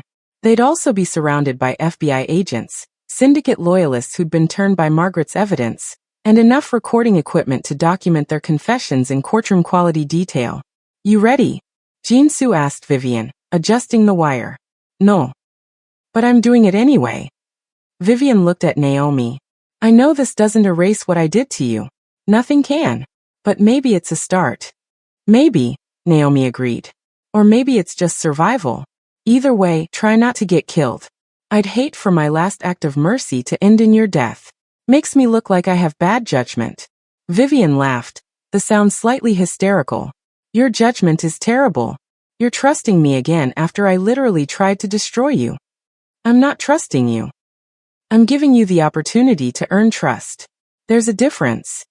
Naomi straightened Vivian's collar, hiding the wire more effectively. My mother went to prison for people who didn't deserve it. My father built an empire for a daughter he never met. I come from people who believed in second chances even when it cost them everything. So that's what I believe too. Your mother was an idiot. My mother was a saint. And I'm definitely not her. Which means if you betray me again, Vivian, I won't give you a third chance. I'll let the syndicate handle you. And they're significantly less forgiving than I am. The threat landed with clarity. Vivian nodded, her hands shaking as she gathered her purse. They drove to the warehouse in separate cars. Minjun and Naomi in one, Vivian with 2 security operatives in another. FBI vans were already in position, disguised as shipping containers. Margaret Zhang waited in a surveillance van, coordinating with both the syndicate and federal authorities. A partnership that would have been impossible without her decades of connections. You don't have to watch this, Minjun said as they parked. You could wait in the car. Let me handle the violence. They threatened me, used my family against me, tried to steal everything my father left me. Naomi's voice was steel. I'm watching every second. Vivian entered the warehouse. Cameras hidden in her clothing showed 2 men waiting, Marcus and Sung-ho, both smiling like predators who'd already tasted blood. Is it done? Marcus asked immediately. It's done. The malware is installed. She has no idea. Vivian's voice shook, but it could have been excitement as easily as fear. Good girl. Marcus pulled out a briefcase, setting it on a table. 20 million as promised. Though you've cost me far more than that with your stupid jealousy. If you just kept your mouth shut about the labor violations. I was trying to hurt her. I didn't know it would backfire. Well, it did. But this makes up for it. Once the feds freeze her accounts, I'll petition for guardianship of her assets. Claim she's mentally unstable, unable to manage her own affairs. Between my lawyer and Sung-ho's connections, we'll have control within 6 months. Sung-ho spoke for the first time, his voice carrying an accent stronger than Minjun's. And the girl herself? The half-breed daughter. The slur made Naomi's hands clench. Minjun tottet her arm, steadying. Tragique accident. Overdose probably. She's been under tremendous stress after all. Inheritance, new wealth, family drama. People will understand. Marcus opened the briefcase. Empty. What the? What you'll understand, Vivian said, her voice suddenly stronger, is that you're both under arrest. The warehouse exploded with movement. FBI agents poured in from hidden positions. Syndicate operatives loyal to Minjun blocked the exits. Margaret Zhang walked in last, her expression triumphant. Marcus Okafor, Choi Sung-ho, you're both under arrest for conspiracy to commit murder, attempted financial fraud, human trafficking, money laundering, and about 40 other charges I'll let the federal prosecutor explain. The lead FBI agent's smile was satisfied. You have the right to remain silent. Marcus lunged at Vivian. You traitoress. Minjun's security stopped him before he got within 3 feet. He screamed obscenities, threats, promises of revenge. But it was empty noise. He had no power here. Sung-ho was quieter, more calculating. He looked directly at the camera he somehow knew was there. Looked at Minjun through technology and distance. This isn't over, nephew. The syndicate doesn't forget betrayal. The syndicate just voted you out, Margaret said calmly. I polled the senior members this morning. Presented them with your embezzlement evidence, your Russian alliances, your plans to flood the West Coast with fentanyl. They voted unanimously to remove you from all positions of authority. You're not syndicate anymore. You're just a criminal. And criminals go to prison. Sung-ho's face finally showed emotion. Rage, disbelief, and the dawning understanding that he'd lost everything. They were both taken away in FBI custody. Vivian collapsed against the warehouse wall, pulling off the wire with shaking hands. Is it really over? She asked no one in particular. For them, Naomi said, entering the warehouse with Minjun. For you, it's just beginning. The FBI will want your testimony. Witness protection, probably. New identity, new life. Everything you knew is gone. Good. Everything I knew was toxic anyway. Vivian met Naomi's eyes. I meant what I said before. I'm sorry. I know it doesn't fix anything, but I'm sorry. I believe you. This time. Naomi held out her hand. Try to do something good with your second chance. Because you're not getting a third one. Vivian shook her hand, then walked toward the FBI agents who would process her into a new existence. Margaret approached Minjun and Naomi, her expression softer than they'd ever seen. Your father would be proud. Both of you handled this exactly right, strategically, efficiently, with minimal violence. That's the future of the syndicate. Less brutality, more intelligence. The syndicate still traffics in stolen art and illegal weapons, Naomi pointed out. Rome wasn't reformed in a day. Give your brother time. He'll change it piece by piece, until it's something your father would have been proud to leave behind. Margaret touched Naomi's shoulder briefly. And you'll change it just by existing. The syndicate's first half-black heir. A woman who chooses kindness over cruelty. You're a revolution they don't even know is coming. She left them standing in the warehouse, surrounded by evidence of violence prevented and justice served. Is she right? Naomi asked Minjun. Can we actually change the syndicate? Or are we just putting better window dressing on the same criminal enterprise? I don't know, but we can try. And trying is more than our father ever did. Minjun pulled out his phone, checking messages. The senior members want to meet you officially. Acknowledge you as Dae-young's daughter. Welcome you into the family. It's ceremonial, but important. Will they accept me? A half-black daughter their precious leader hid for 23 years. Some will. Some won't. But they'll respect you, because you've proven you're not someone to underestimate. You brought down 2 threats to the syndicate using intelligence and strategy. That's the language they speak. Naomi touched her jade bracelet, thinking about her mother. About choices made in darkness and love expressed through sacrifice. Then let's go meet my family. The one my father chose, and the one I'm choosing now. The Jade Syndicate Senior Council met in a restaurant that didn't exist on any map. Hidden in Los Angeles' Koreatown. Accessible only through a bookshop's back room. Protected by security that made the FBI look casual. Naomi walked through its doors wearing her mother's jade bracelet and her father's legacy. 12 people sat around a table that had witnessed decades of decisions. Some profitable, some violent, all consequential. They represented the syndicate's power structure. 6 Korean, 3 Chinese, 2 Japanese, 1 Vietnamese. All of them had known Choi Dae-young. All of them had built empires alongside him. And all of them were staring at Naomi like she was a ghost. She has his eyes, one woman said in Korean. Minjun had insisted Naomi wear an earbud with real-time translation. The same intelligence. The same calculation. She also has her mother's defiance, another added. Naomi Okafor refused to name Dae-young even under federal interrogation. This girl refused to hide even when it would have been safer. Pride runs in both bloodlines. The eldest member, a man named Park who'd founded the syndicate alongside Dae-young 40 years ago, gestured for Naomi to sit at the table's empty seat, the seat that had been Dae-young's. Naomi Okafor, he said in accented English. Daughter of our brother, Choi Dae-young. We welcome you. Thank you. Naomi's voice was steady despite her racing heart. Though I'm not sure I want to be welcomed into a criminal organization. Silence. Then Park laughed, the sound genuine and surprised. Honest. Just like your father claimed to be before he learned that honesty in our world is weakness. Park leaned forward. Your father left you $300 million and a legacy in the Jade Syndicate. The money is yours by right. The legacy is yours by choice. You can walk away, live a normal life, forget any of this existed. Or you can stay and help your brother transform what we built into something better. Better how? You still traffic in stolen art. Still engage in illegal activities that harm people. Yes. And your brother has been working to shift our focus toward crimes that harm institutions rather than individuals. Art theft from museums and private collections. We redistribute pieces to their countries of origin. Money laundering for political refugees and activists. We help people escape oppression. We're not heroes, but we're trying to be less villainous. Park's expression was serious. Your father dreamed of this transformation. He just didn't live long enough to accomplish it. Perhaps his daughter will.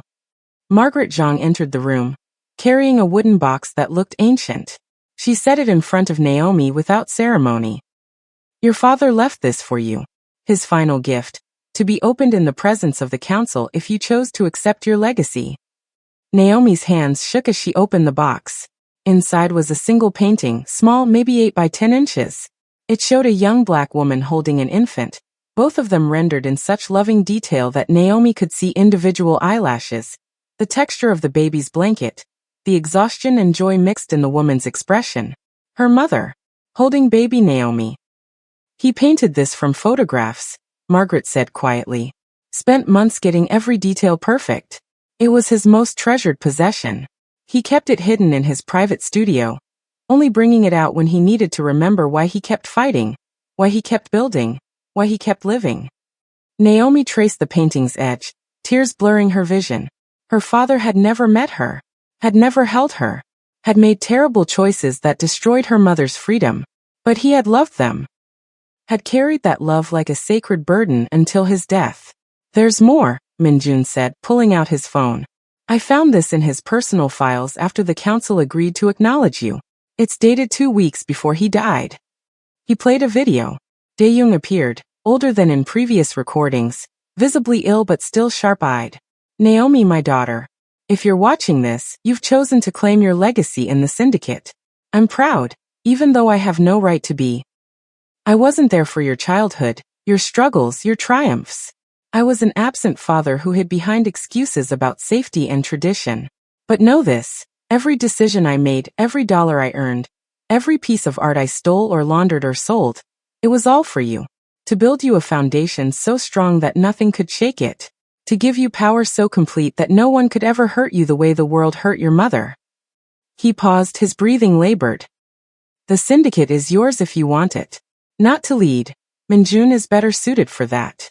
But to shape, to transform, to make into something worthy of the sacrifices your mother made, and the suffering she endured. She went to prison so you could be free. I built an empire so you could be powerful. Together, their gifts make you unstoppable. Use that power wisely. Use it kindly. Be better than both of us. The video ended. Naomi wiped her eyes, aware that 12 of the most dangerous people in North America were watching her cry.